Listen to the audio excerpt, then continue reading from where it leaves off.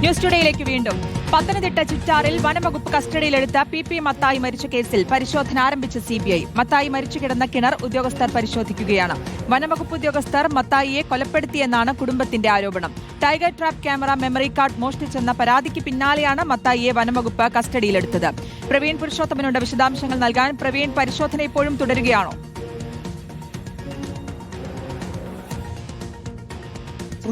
ഇപ്പോൾ CBI അന്വേഷണ സംഘം പരിശോധന പൂർത്തിയാക്കി അവിടെ നിന്ന് അല്പസമയം മുമ്പ് മടങ്ങിപ്പോയിട്ടുണ്ട്. 2020 ജൂലൈ 28-നാണ് പത്തനംതിട്ട ചിറ്റാർ സ്വദേശിയായിട്ടുള്ള പി മത്തായിയെ മരിച്ച നിലയിൽ കണ്ടെത്തിയത്. അന്ന് വനപാലകർ ഇദ്ദേഹത്തെ കസ്റ്റഡിയിലെടുത്തിരുന്നു.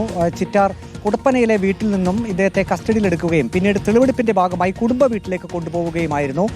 വനത്തിൽ സ്ഥാപിച്ചിരുന്ന ടൈഗർ ട്രാപ്പ് ക്യാമറയുടെ മെമ്മറി കാർഡ് പി മത്തായി കവർന്നു എന്നതായിരുന്നു വനപാലകർ ഇദ്ദേഹത്തെ കസ്റ്റഡി എടുക്കാൻ കാരണമായി പറഞ്ഞിരുന്നത്. പിന്നീട് ആ കുടുംബ വീട്ടിലേക്ക് എത്തിക്കുകയും ആ കുടുംബ വീട്ടിൽ ഈ ടൈഗർ ട്രാപ്പ് ക്യാമറയുടെ മെമ്മറി കാർഡ് വെച്ചിട്ടുണ്ട് എന്ന് ഈ പി മത്തായി മൊഴി നൽകിയത് പ്രകാരമാണ് അങ്ങോട്ടേക്ക് കൊണ്ടുപോയതെന്നാണ് ഇദ്ദേഹത്തിൻ്റെ ഈ വനപാലകർ ഇദ്ദേഹത്തിൻ്റെ കുടുംബാംഗങ്ങളോട് പറഞ്ഞിരുന്നത്. പക്ഷേ അവിടെ ചെന്നതിന് ശേഷം പി മത്തായിയെ പിന്നീട് വീണ്ടും വിശദമായി ചോദ്യം ചെയ്തപ്പോൾ സമീപത്തുള്ള കിണറ്റിൽ താൻ മെമ്മറി കാർഡ് ഉപേക്ഷിച്ചു എന്ന് പറഞ്ഞു. അതിൻ്റെ അടിസ്ഥാനത്തിൽ മത്തായിയെ ഈ വനപാലകർ കിണറ്റിൻ്റെ സമീപത്തേക്ക് കൊണ്ടുപോവുകയും പിന്നീട് പുറംലോകം അറിഞ്ഞത് മത്തായി ഈ കിണറ്റിനുള്ളിൽ മരിച്ചു കിടക്കുന്നതായിട്ടാണ്. ഏതായാലും ഇത് വലിയ വിവാദമായ സംഭവമാണ്. അന്ന് UDF ഒക്കെ വലിയ സമരപരിപാടികൾ ജില്ലയിലെമ്പാടും ഈ മത്തായിയുടെ മരണവുമായി ബന്ധപ്പെട്ട് നടത്തിയിരുന്നു.